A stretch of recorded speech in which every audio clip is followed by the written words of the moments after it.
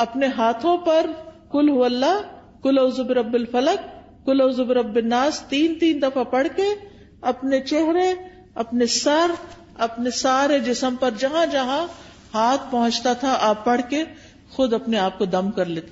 پوری زندگی کا آپ کا معمول تھا. ہم سب کو بھی اپنے اوپر روز رات کو سوتے وقت خود دم کرنا چاہیے. پھر اسی طرح بعض اوقات نظر لگنے کی وجہ سے انسان اچانک گر بھی جاتا ہے. یعنی آپ نے دیکھا ہوگا کہ بعض اوقات اچانک لوگ سلپ ہو جاتے ہیں، اٹک جاتے ہیں، گر جاتے ہیں، اونچائی سے گر جاتے ہیں.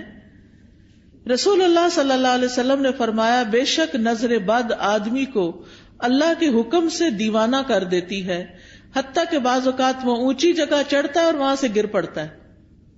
یہ اب اللہ کے رسول صلی اللہ علیہ وسلم نے ہمیں بتایا جن کی باتیں جھوٹی نہیں ہوتی. اور ایک اور جگہ پر مسند احمد کی روایت میں فرمایا نظر لگ جانا برحق ہے اور یہ اوپر چڑھنے والے کو پھسلا دیتی ہے. اوپر چڑھنے سے مراد ایک تو بلندی پہ ویسے چڑھنا ہو سکتا ہے اور ایک دنیا کے اعتبار سے اوپر اوپر اوپر یعنی ترقی ہوتے چلے جانا. تو آپ صلی اللہ علیہ وسلم نے اس کا حل کیا بتایا کہ برکت کی دعا دو. یعنی جس کو ترقی مل رہی ہے اور کوئی بڑا نام مل رہا ہے تو اس کے لیے بارک اللہ فیکا، بارک اللہ لکا، بارک اللہ علیکا، اللہ برکتیں دے. پھر اسی طرح کچھ اور علامتیں بھی ہوتی ہیں. بعض اوقات سر درد شروع ہو جاتا ہے، بعض اوقات جسم کے کسی ایک حصے میں شدید درد اٹھ جاتا ہے. قرآن سنتے وقت جمائیاں بہت آتی ہیں، یعنی پڑھا ہی نہیں جاتا. آپ نے دیکھا ہوگا کہ بعض اوقات آپ قرآن پڑھ رہے ہوتے ہیں اور آپ سوئے چلے جاتے ہیں اور سوئے چلے جاتے ہیں اور آپ پھر اٹھتے ہیں، اٹھاتے اپنا، پھر سو جاتے، پھر اٹھاتے، پھر یہ بھی نظر کی وجہ سے ہوتا ہے. پھر اسی طرح وزن اچانک کم ہونے لگتا ہے. بعض اوقات ذہنی پراگندگی بڑھتی، کوئی بات سمجھ نہیں آتی، بچہ پڑھائی پہ فوکس نہیں کر پاتا. کبھی کھانے کی خواہش ختم ہو جاتی ہے، کھانے کو دل نہیں چاہتا، بھوک نہیں لگتی. کبھی ذہن میں چیز حفظ نہیں ہوتی، حافظہ خراب ہو جاتا ہے. کبھی پسینہ بہت زیادہ آنے لگتا ہے اور اس کی اسمیل بھی بہت عجیب ہو جاتی ہے. پھر اسی طرح نیند کم آتی ہے، زیادہ تر لیٹ کے بھی ایسے لگتا ہے جیسے جاگ رہے ہو، اور رونے کا دل بہت چاہتا ہے. پھر کبھی کبھی انسان لوگوں میں نہیں بیٹھنا چاہتا، مجلسوں کو اوائڈ کرنے لگتا ہے کہ میں نہیں ملتا کسی سے، نہ کسی شادی میں جانا، نہ کسی سے ملنا. کوئی آئے تو گھبراہٹ شروع ہو جانا، مہمانوں کا نام سنتے ہی پریشانی لاحق ہو جانا. تو یہ بھی چیز اس میں آتی ہے، حالانکہ اس سے پہلے کبھی ایسا نہیں ہوا تھا. پھر اسی طرح مال میں برکت نہ ہونا، پھر لوگوں کے بارے میں شک میں پڑ جانا، یہ مجھے گھورتے ہیں، ان کے آنے سے فلاں چیز ہو گئی ہے، یعنی لوگوں کے اوپر شک کرنا شروع کر دینا. یہ بھی ایک نفسیاتی وسوسہ اور خلل پیدا ہو جاتا ہے. اب سوال یہ پیدا ہوتا ہے کہ کیا نظر سے بچنا ممکن ہے؟ جی ہاں، نظر سے بچنا ممکن ہے. اس کے لیے سب سے پہلے اللہ پہ بھروسہ کرے، اللہ پہ بھروسہ کرے، اور اس میں آپ یہ سمجھیں کہ کوئی مجھے نقصان نہیں دے سکتا جب تک اللہ نہ چاہے. پورے کانفیڈنٹ ہو جائیں، شک اور وہم کا شکار نہ ہو. اب آپ دیکھیں کہ ہمارے معاشرے میں کتنا عجیب ہے نا، ٹرک کے پیچھے تو لکھا ہوتا ہے حاسد کا منہ کالا، رکشے کے پیچھے لکھا ہوتا ہے، فراری کے پیچھے کون نہیں لکھتا. اب آپ دیکھیے کہ رکشے کو نظر لگے گی، کون لینا چاہے گا رکشا؟ دیکھو فراری کو تو لگ سکتی ہے نا نظر. بعض لوگوں نے کالے پراندے لٹکائے ہوئے ہوتے ہیں، کسی نے جوتا لٹکایا ہوا ہوتا ہے، کسی نے ہنڈیا کالی الٹی کر کے رکھی بھی ہوتی ہے. اس طرح کے عجیب و غریب کام کرتے ہیں. تو یہ چیزیں پروٹیکٹ نہیں کرتی. بعض لوگ کالا تل لگا لیتے ہیں، کچھ بچے بےچارے بڑے سامنے ہوتے ہیں تو ان کو میرا خیال آٹے کا لگانا چاہیے تھوڑا سا کنٹراسٹ تو نظر آئے. تو یہ تل لگانے سے بھی کوئی فائدہ نہیں ہے. اور اسی طرح کچھ لوگ یعنی کہ دلہن کو تیار کر کے کوئی ایسی چیز بیچ میں ڈال دیتے ہیں کہ وہ اس کی خوبصورتی ماری جائے، تو اس سے بھی فائدہ نہیں ہوتا. سب سے پہلے اللہ پہ بھروسہ کہ اللہ نے نعمتیں دی ہیں، میں اس کا شکر ادا کرتی ہوں، کوئی نقصان نہیں دے سکتا، کچھ نہیں ہوتا، کچھ نہیں ہوتا، مجھے وہم نہیں کرنا. اللہ پہ توکل، حسبی اللہ و نعم الوکیل. جب آپ کو شک پڑنے بھی لگے تو کہیں حسبی اللہ و نعم الوکیل، دل بڑا رکھے. دوسری بات یہ کہ کہ اللہ کی پناہ لیں، یا اللہ تو مجھے پروٹیکٹ کر، مجھے اپنی حفاظت میں لے لے، مجھے اس شر سے بچا لے۔ رسول اللہ صلی اللہ علیہ وسلم نے فرمایا، اللہ تعالیٰ فرماتا ہے میرا محبوب بندہ اگر مجھ سے مانگتا ہے تو میں اسے دیتا ہوں، اور اگر وہ کسی شیطان یا دشمن سے پناہ مانگتا ہے تو میں اس کو محفوظ رکھتا ہوں۔ تو اللہ تعالیٰ اپنی حفاظت دیتا ہے، تو اس لیے حفاظت کی دعائیں پڑھتے رہیں۔ تیسری چیز، نعمتوں کو چھپا کے رکھیں، اور خاص طور پر نئی نئی چیزوں کو فیس بک پہ مت پوسٹ کریں صرف لائکس لینے کے لیے۔ اب آپ دیکھیں کتنی لائکس ہوگی، پھر تھوڑی تھوڑی دیر بعد اسٹیٹس چیک کرنا، اب کیا ہو رہا ہے، اب کتنے کمنٹ آئے، کیا ہو رہا ہے۔ ان چیزوں سے حاصل کچھ نہیں، کوئی فائدہ نہیں۔ دیکھیں اپنی زندگی جئیں، لوگوں کے لیے نہ جئیں، دکھاوے والی زندگی نہ جئیں، اس لیے کہ دیکھنے والے سارے خوش کوئی نہیں ہوتے، زیادہ تو اس میں سے جلتے ہیں، اور کوئی اگر خوش ہوتا بھی ہے تو وہ ہمیں تو نہیں پتا چلتا نا کہ کیا ہوا، ہمیں وہ کیا فائدہ دیتا ہے۔ تو اس لیے دکھاوا کرنے سے بچنا چاہیے۔ پھر اسی طرح اگر کسی شخص کے بارے میں آپ کو یہ پتا ہو کہ اس کی نظر لگتی ہے، یعنی تجربے مشاہدے سے بار بار تو انسان پھر حاسد سے بچ کے رہے، اور کوئی بھی اچھی چیز دیکھ کر برکت کی دعا دے، اپنے آپ کو ہی دے۔ اور پھر جب لوگوں کے بیچ میں جانے لگے تو معوذتین آیت الکرسی پڑھ کے نکلے۔ مال میں سے کچھ اچھا لگے تو ماشاء اللہ لا قوت الا باللہ۔ پھر اگر مال کے علاوہ کچھ اور اچھا لگے تو بارک اللہ فیک۔ دنیا کی کوئی چیز اچھی لگ رہی ہے اور دل میں آ رہا ہے کہ اس کو کیوں مل گئی، تو سوچیں یہ تھوڑے دن کے لیے، تو انسان کے اپنے دل سے وہ جلن ختم ہو جائے گی۔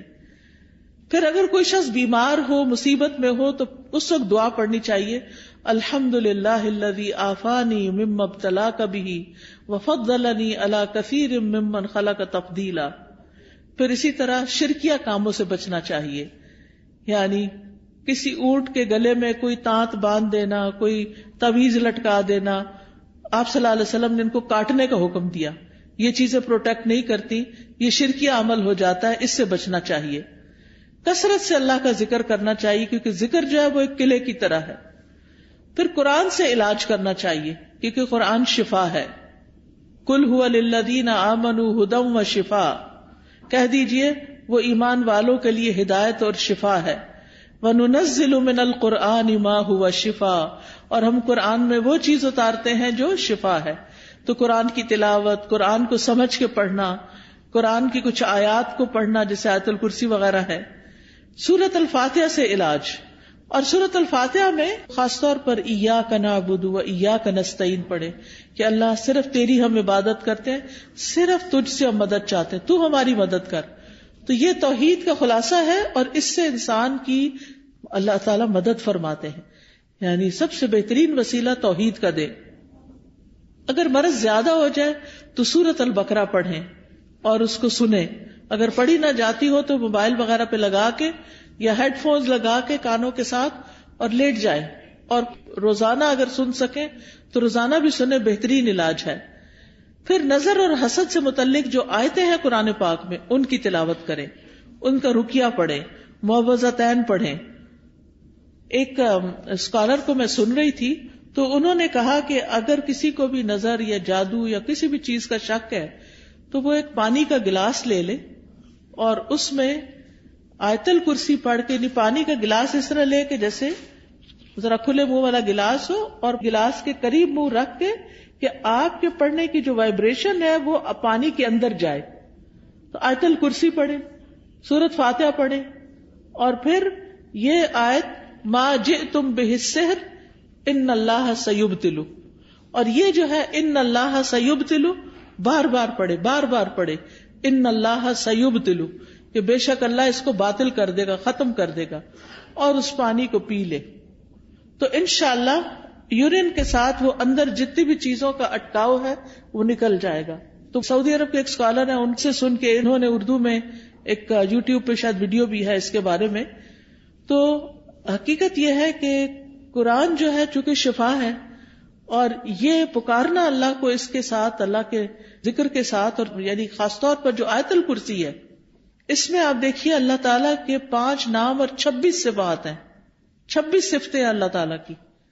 تو اللہ تعالیٰ فرماتے ہیں وَلِلَّهِ الْأَسْمَاءُ الْحُسْنَى فَادْعُوهُ بِهَا، اللہ کے اچھے اچھے نام ہیں، ان ناموں کا واسطہ دے کے اس کو پکارو. تو سورۃ فاتحہ میں اللہ کے نام ہے، آیت الکرسی میں ہے، معوذتین میں ہے. یہ پڑھ کے دم کر کے پانی پہ خود اس پانی کو پی لیں، انشاءاللہ شفا ہوگی. لیکن یہ جو ہم کالی مرچیں جلا کے اور ان کی دھونی دے کے اور اس طرح کے کام کرتے ہیں، یہ سنت میں کچھ ثابت نہیں ہے. پھر اسی طرح کوئی چیز گرے لگا کے باندھنی اور پہننی نہیں چاہیے، یہ بھی شرک میں شامل ہو جاتا ہے. یہ سحر کی ایک قسم ہوتی ہے. پھر اسی طرح سکینت والی آیات اور شفا والی آیات یہ سننی بھی چاہیے، اور پھر دعاؤں کے ذریعے اور دم کے ذریعے علاج کرنا چاہیے، لیکن شرکیہ دم سے بچیں. حضرت جبریل علیہ السلام جس دعا کے ساتھ نبی صلی اللہ علیہ وسلم کو دم کرتے تھے وہ دعا پڑھیں، اور وہ کیا ہے؟ بسم اللہ ارقیک من کل شیء یؤذیک من شر کل نفس او عین حاسد اللہ یشفیک بسم اللہ ارقیک. یہ دعا جو نیچے سٹال لگا ہوا ہے اس میں ایک کتاب ہوگی، دعا کیجئے. اسی طرح جادو، حقیقت اور علاج، اسی طرح ایاک نستعین، اس میں یہ دعائیں لکھی ہوئی ہیں. وہ انسان کھول کے بھی پڑھ کے اپنے اوپر اور دوسروں کے اوپر دم کر سکتا ہے. پھر اسی طرح حفاظت کی جو دعائیں ہیں، حفاظت کی دعاؤں کے چھوٹے چھوٹے کارڈز بھی ہیں، وہ اپنے پاس رکھیں، بیڈ سائڈ ٹیبل پہ رکھیں، ان کو پڑھ لیا کریں. اور پھر آگے پیچھے دائیں بائیں اوپر نیچے حفاظت والی دعا ہے، اللہم انی اسألک العافیۃ فی الدنیا والآخرہ، اللہم انی اسألک العفو والعافیۃ فی دینی و دنیای و اہلی و مالی، اللہم استر عوراتی و آمن روآتی، اللہم احفظنی من بین یدی ومن خلفی وعن ایمانی وعن شمالی ومن فوقی واعوذ بعظمتک ان اغتال من تحتی. سبحان اللہ، 6 کی 6 سمتوں میں حفاظت کی دعا ہے. صبح شام جو پڑھ لیتا ہے وہ محفوظ ہو جاتا ہے. تو یہ انشاءاللہ یہ کتابیں آپ کو دیکھیں گے تو ان میں یہ دعائیں لکھی ہوئی ہے، وہ آپ کو اگر زبانی یاد نہیں تو دیکھ کے بھی پڑھ سکتے ہیں. پھر اسی طرح ہر ناگہانی آفت سے بچنے کی دعا ہے، اللہم انی اعوذ بک من زوال نعمتک وتحول عافیتک وفجاءۃ نقمتک وجمیع سخطک. اے اللہ میں تیری پناہ چاہتا ہوں اس بات سے کہ تیری کوئی نعمت چھن جائے، یا تیری دی ہوئی عافیت پلٹ جائے، یا کوئی ناگہانی عذاب آ جائے، اور تیرے تمام غصے اور ناراضگیوں سے میں تیری پناہ چاہتا ہوں. پھر بری تقدیر سے، دشمن کے خوش ہونے سے یا اللہ تو بچانا کہ ہمارے دشمن ہم پہ خوش نہ ہوں. پھر اسی طرح نظر لگنے کا ایک اور علاج غسل کرنا بھی ہے، بیری کے پتوں سے. یہاں ہوتی ہے بیری پشاور میں؟ جی، یہ جو چھوٹے بیروں والی بیری ہوتی ہے نا، اس کے 7 پتے لے لیں، 7 فریش پتے لے کے ان کو دھو کے ان کو گرائنڈ کر لیں، چاہے تو سل بٹے پہ، چاہے لنگری میں، چاہے آپ اس کو گرائنڈر میں اس کو ڈالیں، پانی کا گلاس ڈالیں اور اس کو شیک کر لیں. شیک کر کے اس کے اوپر رقیہ شریعہ پڑھیں. یہ جو آیات شفا کے کارڈ ہیں یہ پڑھ کے اس کے اوپر دم کریں. پھر اس کے بعد اس میں سے 3 گھونٹ پی لیں، باقی پوری بکٹ میں ڈال دیں اور اس سے نہا لیں. مؤثر علاج ہے، بہت سی بیماریوں کا علاج ہے. یہ نظر کا بھی بہترین علاج ہے، بلکہ اپنے گھر میں پتے رکھنے ہی چاہیے. فریج میں ڈال کے رکھ دینا، اگر منگا کے آپ توڑوا کے کٹھے کافی ساری پیکٹ بنا کے اور اس کو زپ لاگ میں ڈال کے فریج میں رکھ دیں تو وہ مہینوں جو ہے وہ خراب نہیں ہوتے. ہر روز کس کو بھیجیں گے بیری سے پتے توڑنے؟ تو اس کو نکال کے 7 پتے نکالے، جیسے آپ کوئی ریسیپی اپنی ہوتی ہے ایسے ہی آپ ان کو کریں گرائنڈ، اور اوپر پڑھے سورۃ فاتحہ، آیت الکرسی، آمن الرسول، معوذتین، قل یا ایھا الکافرون، اور یہ دعائیں جو ہیں ان کتابوں کے اندر وہ پڑھ کے، اور اس کے بعد آپ اس کے اوپر خود ہی بیٹھ کے دم کر کے، اور اس کے بعد آپ اس کو پی لیں، اور 3 گھونٹ بس پینے، 3 سانسیں، اور باقی جو پانی ہے اس کو بالٹی میں ڈال کے اور اس کو سارے جسم پر بہا لیں. پہلے آپ بے شک شیمپو وغیرہ سے نہا دھو کے صاف ہو جائیں.